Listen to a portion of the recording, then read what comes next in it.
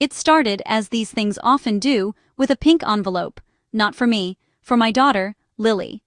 She was turning 6, and the world revolved around the construction paper invitations she'd spent an entire Saturday gluing glitter to. I'd licked the envelopes closed, my tongue tasting of adhesive and childhood hope.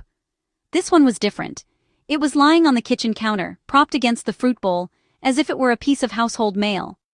The handwriting on the front was a loopy, confident scrawl I didn't recognize. Lily. Pencil drawn with a heart for the dot over the I. "What's this?" I asked, my voice still foggy from the morning rush. Mark was at the counter, pouring coffee, his back to me. A sliver of tension I'd grown used to, a faint hum of unease that had become the background music of our marriage, suddenly spiked. He didn't turn around. "Oh, that. It's an RSVP. For Lily's party. From a friend of mine." I picked it up. Inside was a neatly printed card. "Vanessa and Lily are so excited to attend. Can't wait to celebrate." It was signed with that same loopy scrawl. Chloe. "Chloe," I repeated. The name tasted foreign. "Who's Chloe?"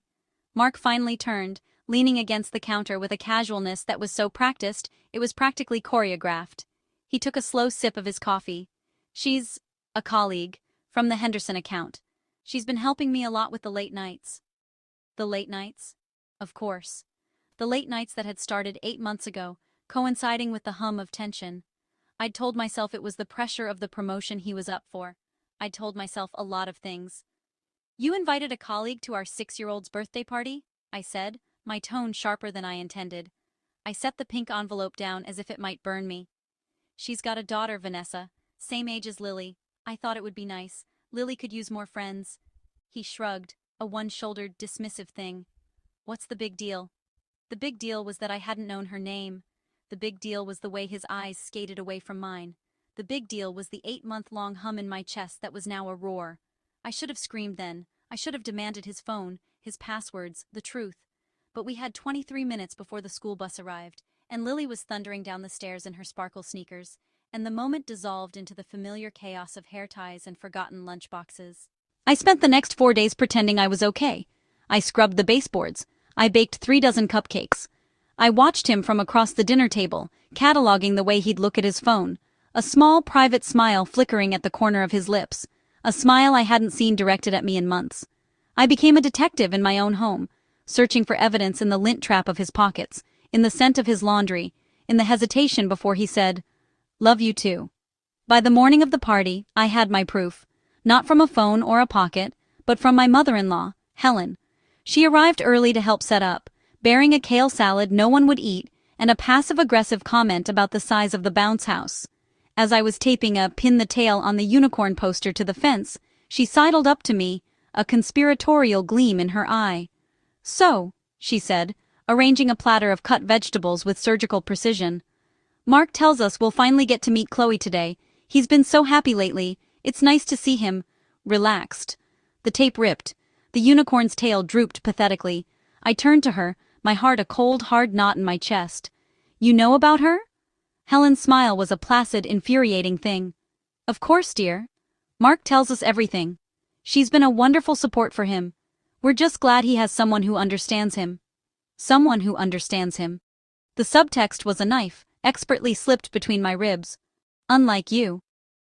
"They're having a rough patch, Mark and you," she continued, her voice low, as if she were sharing a confidence. "It happens. But he's family. We support him. And if Chloe makes him happy, well, we welcome her." I stood there, a woman made of ice, watching my mother-in-law defend my husband's affair with the same fervor she'd once defended his childhood scraped knee. There was no shock on her face, no anger, just a serene acceptance. He'd paved the way for this. He'd told them a story where I was the villain, the obstacle, the nagging wife who just didn't understand him. And they'd bought it. They'd built a red carpet for her. The first guests began to arrive. I moved through the motions, my smile a brittle mask. I watched Lily, radiant in her princess dress, her joy a painful, bright flame I was desperate to protect. Then, at exactly 2:15 p.m., a sleek silver Audi pulled up. She stepped out first. Chloe. She was pretty in that effortless, expensive way. Dark hair in a loose wave, tailored linen pants, sunglasses perched on her head.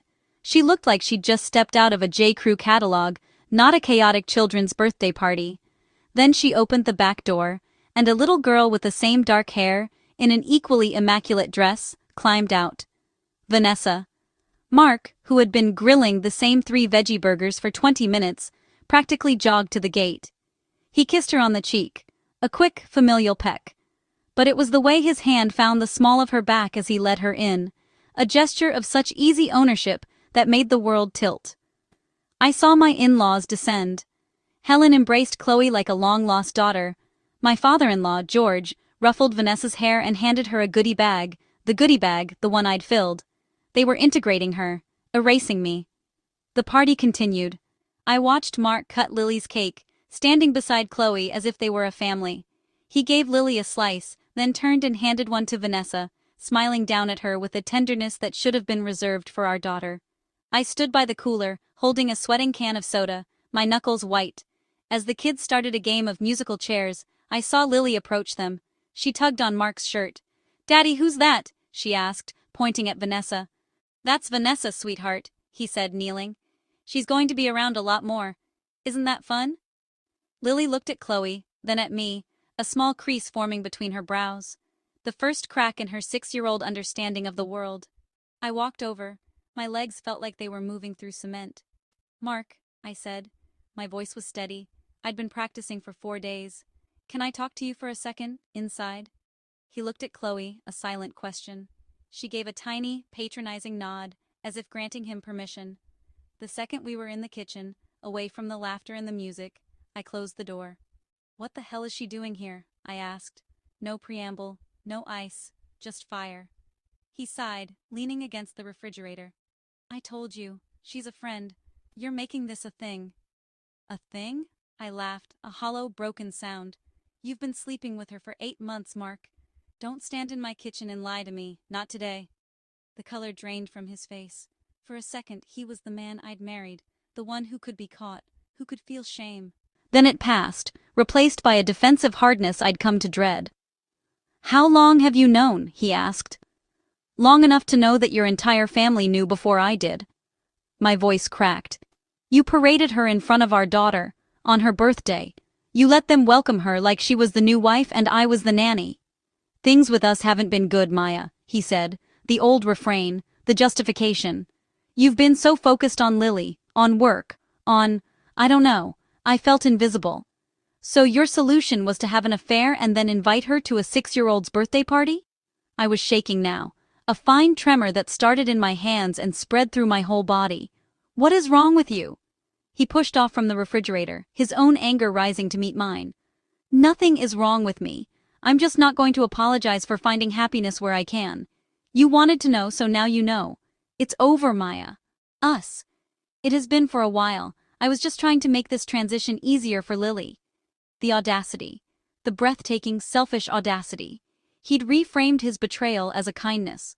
A knock on the kitchen door made us both freeze. Helen poked her head in, her eyes flicking between us. "Is everything all right in here? The kids are looking for you, Mark.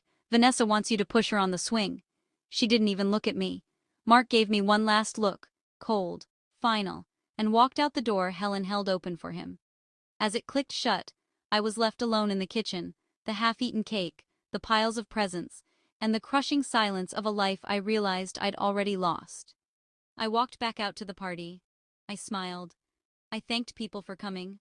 I watched my husband push another woman's child on the swing while his own daughter stood beside me, her sticky hand in mine, asking, "Mommy, why is Daddy being so nice to that girl?"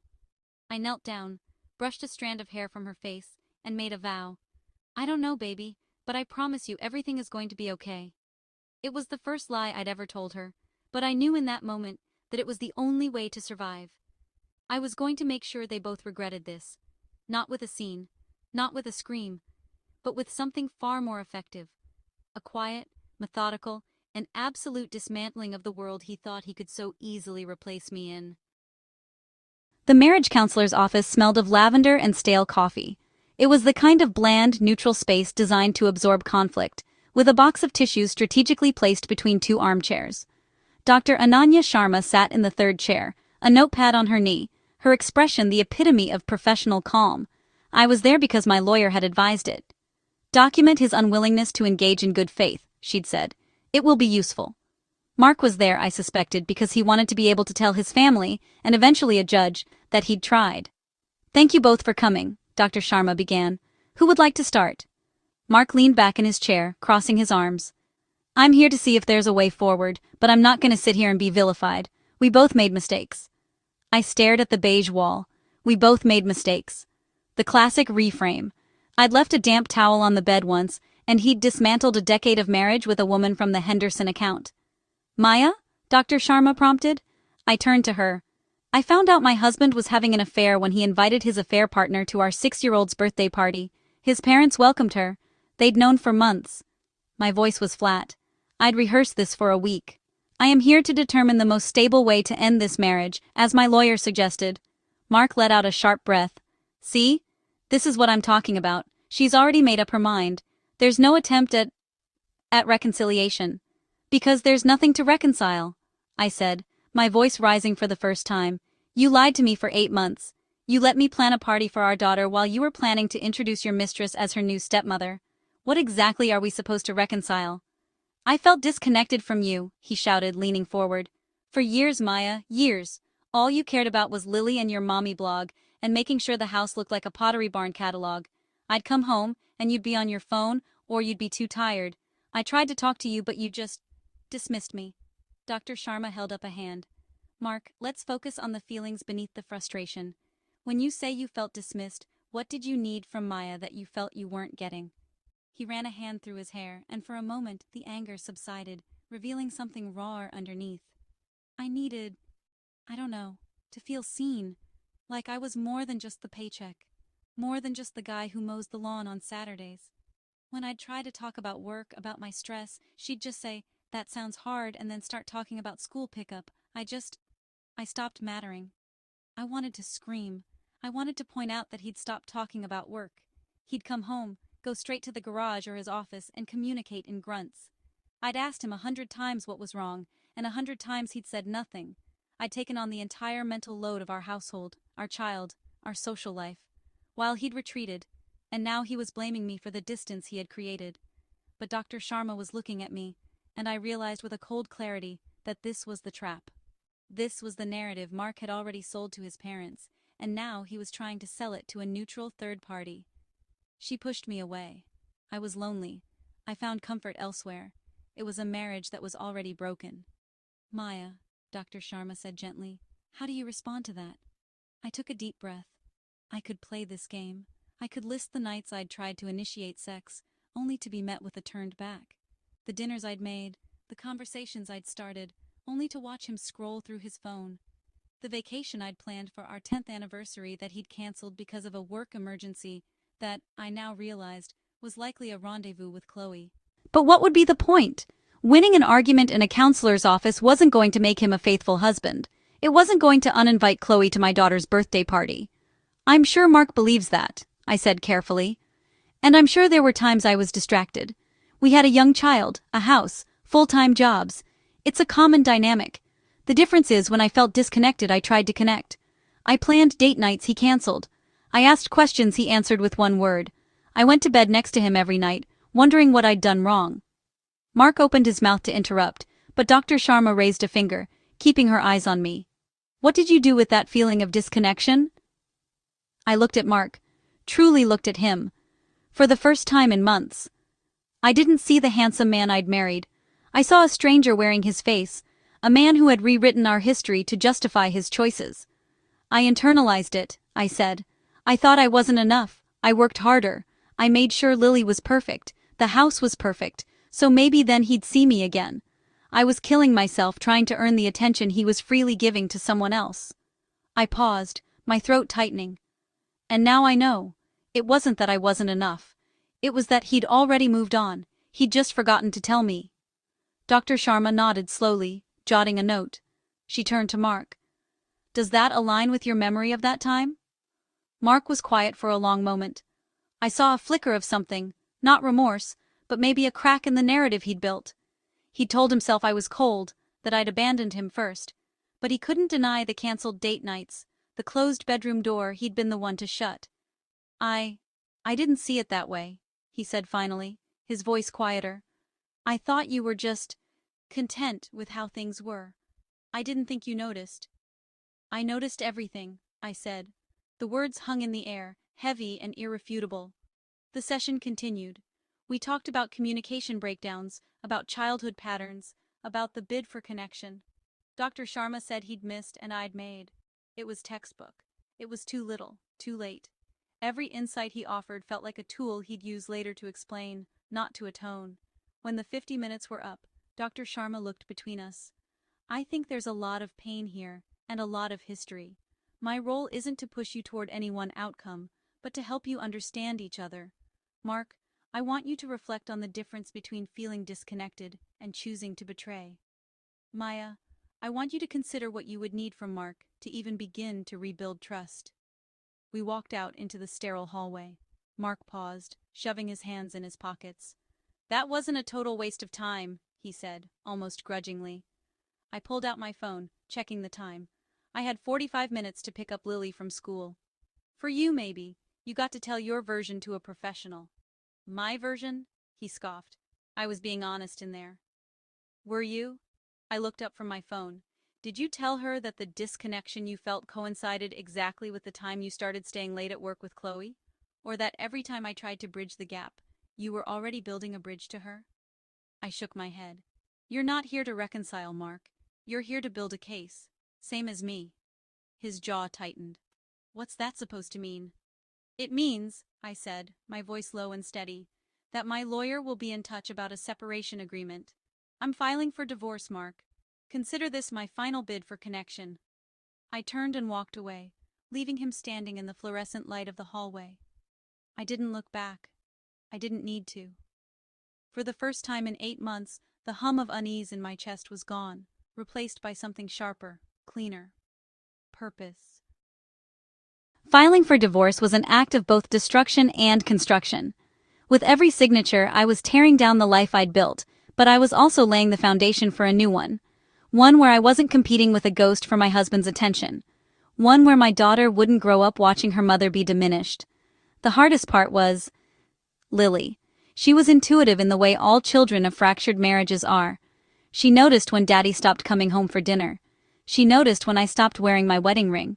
She noticed the whispered phone calls I took in the garage, the way my eyes were perpetually rimmed with red in the mornings. One night, about 3 weeks after I'd filed, she crawled into my bed at 2 a.m. I woke to her small body pressed against mine, her face buried in my shoulder. Mommy? What is it, baby? Is Daddy coming back? The question I'd been dreading. I pulled her closer, breathing in the scent of her strawberry shampoo. Daddy is always your daddy, I said carefully, the words my own lawyer had coached me on. He loves you very much, but he's going to be living in a different house now. You'll still see him a lot. She was quiet for a moment. Then, in a small, muffled voice, Is it because of the lady with the curly hair? The one at my party? My heart splintered. A 6-year-old had seen what I'd refused to. Daddy and I, we grew apart. It happens sometimes with grown-ups, but it's not your fault. It's not because of anything you did. I don't like her, Lily whispered. Vanessa was mean. She said my unicorn cake was ugly. I almost laughed. Of all the crimes committed that day, that was the one my daughter chose to articulate, but it was real, and it was hers. Well, she was wrong. Your cake was beautiful, and you don't have to like her, or her mommy. You just have to be kind. Like you? I pressed a kiss to her forehead. Yeah, baby. Like me. That conversation cemented something in me. The divorce wasn't just about my anger or my hurt. It was about creating a world where Lily would never learn that love meant accepting disrespect. It was about showing her that a woman could walk away from a table where she was being devalued. The legal process was a slow, grinding machine. Mark, true to form, fought over everything. He wanted the house, our house, the one I'd picked out, the one where I'd nursed Lily, where I'd planted the rose bushes. He wanted 50-50 custody, not because he could handle it. His new luxury apartment was a 1-bedroom with a Murphy bed, but because he didn't want to pay child support. He argued that my mommy blog, which had grown into a legitimate business with sponsored posts and a 6-figure income, was a marital asset he was entitled to half of. My lawyer, a sharp, no-nonsense woman named Dana, assured me it was all posturing. "He's trying to make it painful so you'll back down," she said, sliding a document across her glass desk. "But look at this. He moved in with Chloe 2 weeks after you filed. He's established a new domestic partnership. That changes the calculus on spousal support." I looked at the private investigator's photos.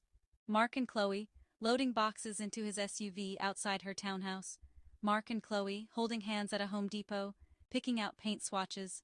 They were building a life, fast, as if they could build it so quickly that the one he'd dismantled would become irrelevant. "He's trying to replace me," I said, not as a question. Dana nodded. "And he's doing a sloppy job of it. We can use this. His eagerness to establish a new household while still legally married to you demonstrates a lack of good faith in the reconciliation process. It helps us." I left her office feeling both empowered and hollow. I didn't want to use anything. I wanted my life back. But that wasn't an option. So I would settle for the next best thing, ensuring that my daughter and I were protected, provided for, and free. The final blow came at a custody hearing. Mark had brought Chloe for moral support. She sat in the gallery, her hand in his, wearing a blouse that was just slightly too low cut for a family court proceeding. My in-laws were there too, Helen shooting me looks that could curdle milk. The judge, a weary-looking woman in her 60s, reviewed the proposed parenting plan. Mark's lawyer, a slick guy in a suit that was too expensive for his ability, argued for the 50-50 split. "My client is an involved father," he said. "He has a stable residence, a supportive partner." "The supportive partner with whom he was having an extramarital affair while still residing in the marital home?" Dana interjected dryly. "The same supportive partner who was introduced to the minor child at her 6th birthday party, without the mother's knowledge or consent?" The judge's eyes flickered to Chloe, then to Mark. I saw it then, the miscalculation. He'd thought bringing her would make him look stable, coupled, normal. Instead, it made him look callous. It made his affair tangible, unavoidable. "Mr. Harrison," the judge said, her voice flat, "your parenting time is not in question. You are the child's father, and you have rights.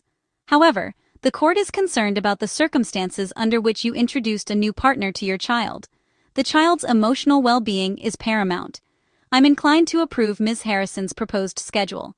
Primary custody to the mother, with every other weekend and one weeknight dinner for the father, pending a psychological evaluation of the child to ensure a smooth transition."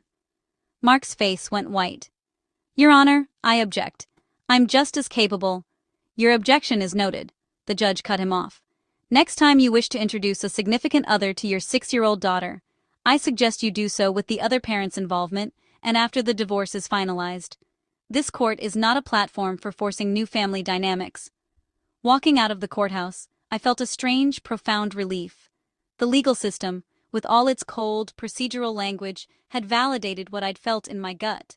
What he'd done was wrong. Not just morally, but in a way that had consequences. Helen cornered me in the parking lot, her face pinched with fury. "I hope you're happy," she spat. "You've taken his daughter away from him." I looked at her, this woman who had welcomed my replacement with open arms, who had never once asked for my side of the story. "No, Helen," I said, my voice calm. "He did that. He chose to have an affair. He chose to lie. He chose to bring her to Lily's party. I'm just the one holding him accountable for it." "He is your husband," she hissed. I unlocked my car door. "Was. He was my husband, and you helped him break that vow as much as she did." I got in my car and drove away. I didn't look in the rearview mirror.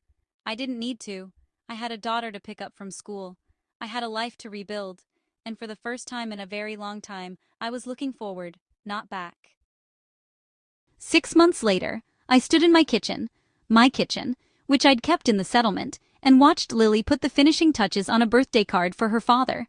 It was his 40th, and she'd spent an hour on it, covering it in drawings of the two of them, and glitter glue that was now migrating to every surface in the room.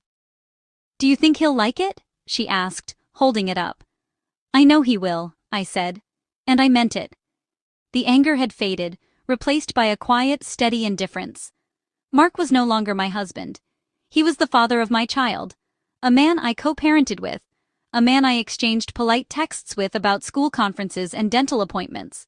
The man I'd loved was a ghost. The man who remained was someone I was learning to navigate. The transition hadn't been easy. There were nights Lily cried for him, nights I had to talk her down from a panic that he wouldn't show up for his weekend. There were tense exchanges at drop-offs, where Chloe would be waiting in the car, her face carefully blank. There was the time Lily came home and announced that Daddy's house has a new baby room, and Vanessa said I'm going to be a big sister. That one had sent me reeling.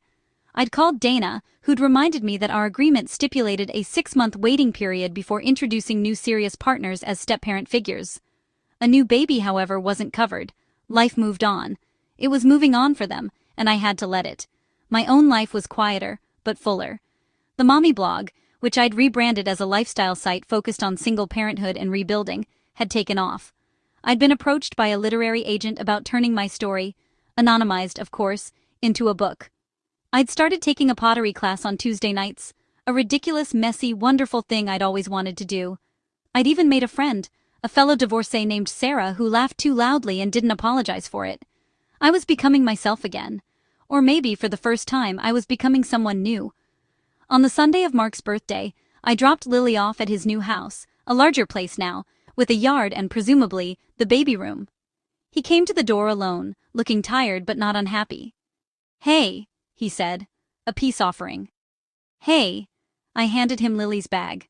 "She's very excited to give you her card. She worked on it all morning."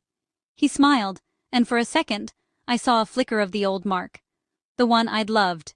"Thanks. I appreciate it." We stood there for an awkward moment. Then, he said, "I saw your blog post last week, about resilience. It was good." I blinked, surprised. "You read it?" He shrugged, shoving his hands in his pockets. I keep an eye on it, to see how you're doing, how she's doing." He paused. "I'm not proud of how I handled things, Maya. The party, all of it. I was a coward. I wanted you to be the one to end it so I didn't have to. I wanted everyone to see me as the victim. It wasn't an apology for the affair itself. It wasn't an acknowledgement of the years of lying. But it was something, an inch of self-awareness, offered without preamble. "You hurt me," I said, keeping my voice even. "But you also hurt her, and that's what I couldn't forgive." He nodded slowly, looking at the ground. "I know. I'm trying to be better. For her." From inside the house, I heard Lily's excited shriek, followed by Chloe's voice, bright and welcoming. Vanessa's giggles, the sounds of a blended family celebrating a birthday. My chest tightened for a moment, a vestigial ache, a phantom limb of a life I'd once thought was mine. "Go," I said, surprising myself. "They're waiting for you." He looked at me, a question in his eyes. "I'll pick her up at 6, I said, stepping back toward my car. "Okay." He hesitated, then added, "You know, you could come in. For a piece of cake. It doesn't have to be weird." I thought about it. I pictured myself walking into that house, into the life he'd built on the ruins of ours. I saw myself sitting at a table with Chloe, with Helen, making small talk while Lily blew out candles. I could do it. I could be gracious, civil, the bigger person. I had the capacity for it. But I didn't owe them that. "No," I said, and the word felt like a gift I was giving myself. "You have a good afternoon, Mark. Happy birthday." I got in my car and drove away. I didn't cry. I didn't even feel sad. I felt the sun on my face through the windshield, the hum of the engine beneath me, the anticipation of a quiet evening with a book and a glass of wine. As I pulled into my driveway, my phone buzzed. A text from Sarah. "Pottery class tomorrow? I'm thinking of making an ashtray. I don't even smoke." I laughed. A real laugh. The kind that came from deep in my chest. I typed back, "Only if I can make a bowl that's shaped like a metaphor for my failed marriage." Her reply was instantaneous. "Perfect. I'll bring the wine." I walked into my house, with my garden and my photos on the walls, and my life, entirely my own. The silence wasn't empty. It was full of possibility. It was the sound of something new beginning. Later that night, after I'd eaten a bowl of pasta on the couch and watched a mindless reality show, I went to tuck Lily's favorite stuffed rabbit into her bed, so it would be waiting for her when she came home. As I smoothed the quilt, I noticed a piece of paper on her pillow. It was a drawing, one I hadn't seen before. It was a picture of 3 figures. A tall one with brown hair, me. A small one with a rainbow dress, Lily. And between us, a heart, colored in with the same red crayon she'd used for the roses on her father's birthday card. Underneath, in her wobbly 6-year-old handwriting, were 3 words: me and Mommy. I folded the drawing carefully and placed it on her nightstand. Then I sat on the edge of her bed, in the quiet of the room we'd painted together, and I let the tears come. Not tears of sadness, or anger, or even relief. Just tears, a release, a letting go. The sickest part was never the affair, or the invitation, or the in-laws. The sickest part was how long I'd stayed, how small I'd let myself become, believing that the love I deserved was something I had to earn. The most healing part was realizing I'd been wrong. I turned off the light, walked into my own room, and slept through the night for the first time in a year.